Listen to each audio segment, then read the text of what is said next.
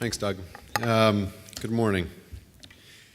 So I'm going to readily admit that the reason I agreed to present today was, given the title was 11 Strategies for a Smarter, Faster Pharma, I'm still trying to figure out what is the one smart strategy. So I was very interested to hear the comments from today, and I will offer a few comments towards the end.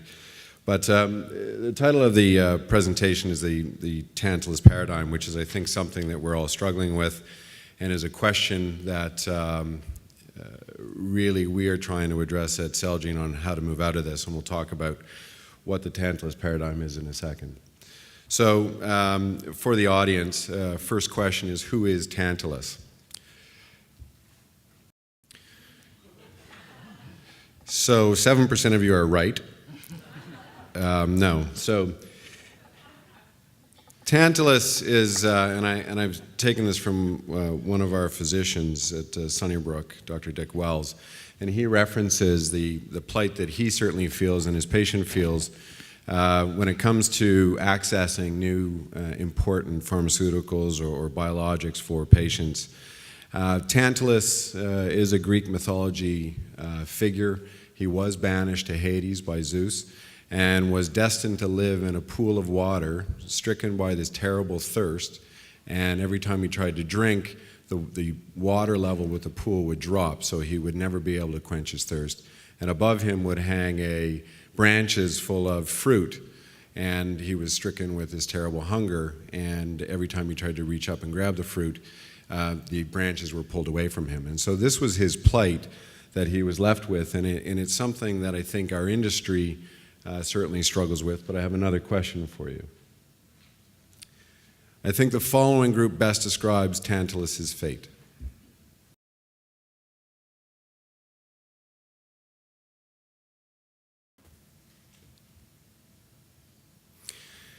So I think that it's interesting, the relatively broad range, and certainly the fact that the payer isn't deemed to be in the same bucket as the rest is interesting.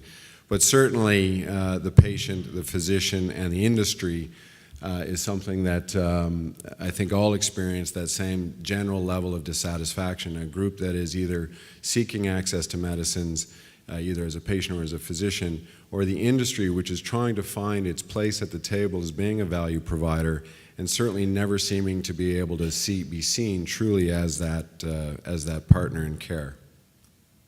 Next question. I was asked for 3 questions, and then we'll dispense with it. So question 3 is, I believe payers, decision makers, and the public in general recognize and appreciate the value of innovative medicines brought forth by the industry. So interesting. So this time last year, I raised a series of questions that were brought forth from the upcoming CADITH conference. And again, we are sort of on the eve of that conference. It begins on Tuesday or Monday in Vancouver. And I'm aware that there's been an article that's been circulated for comment, both by RxD probably and biotech members. And if you can't read, you can read it. So Economic Value of Innovative Health Technology discussion paper. I just wanted to highlight sort of the 5 key findings that were on the summary page. Now this has been circulated in draft and it may be subject to change, but I would suggest to you that very little of the overarching comments will change.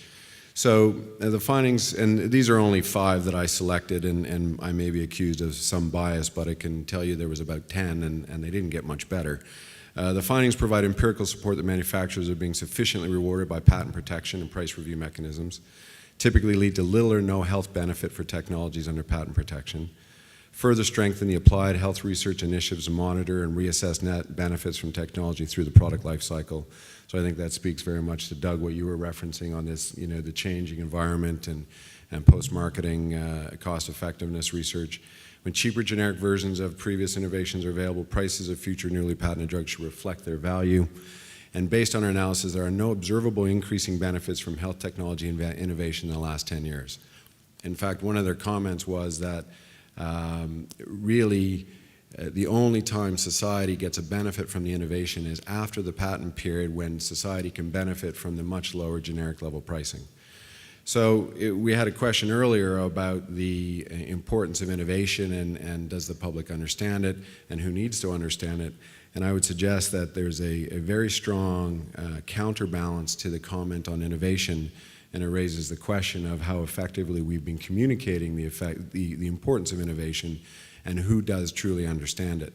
And it's interesting with the recent federal election announcement, I certainly haven't seen health and health care and access and orphan disease and orphan medicine as a platform at all. I don't even think it's part of the public psyche. So it's interesting just as from an observation. The value of innovation, and this is something that we struggle with as an organization, multiple myeloma, and I showed this slide last year, less than 5 to 10 years ago, if you were diagnosed with this disease, you had a median life expectancy of about 3 years.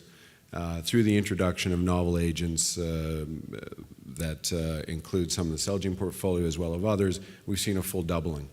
And yet consistently across every piece of literature I've seen, the comment is highly expensive, very costly medicines, and it is really only the industry and perhaps segments of the physician population that really address the innovation and the importance and the change in care for patients. This overall comment by Brian Jury, International Myeloma Foundation, ASCO 2008, you now, with the introduction in combination with transplant, are seeing 2-year survival rates almost that of a healthy person, and yet that is not making its way into the public platform, into the innovation discussion, into any of the elements with the payer and public and going forth.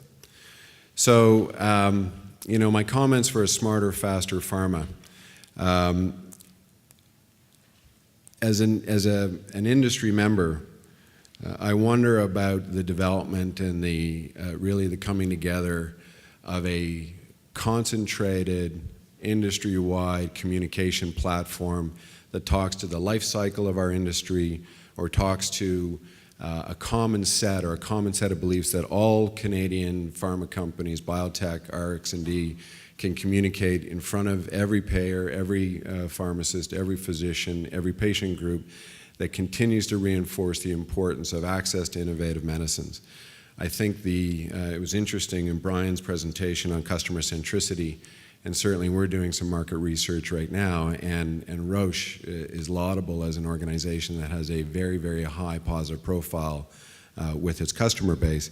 What I thought was telling about one of the survey elements that 72% of companies would view customer centricity as a key strategic differentiator with other industry companies, that fractionation within the industry is actually leading to the very circumstance that we find ourselves in, which is various strategies being employed by companies against companies versus a concise, comprehensive program that's addressing the key issue that the industry as a whole needs to address, which is ensuring that across the board we have stronger access and are meeting the needs of the various customers that we deal with.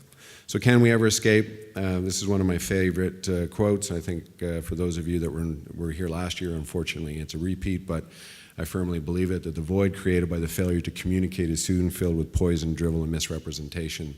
And I think as a strategy that maybe one thing we would want to take away is, can we coalesce on one series, one very clear set of guiding principles that we will continuously reinforce across the board? Thank you very much.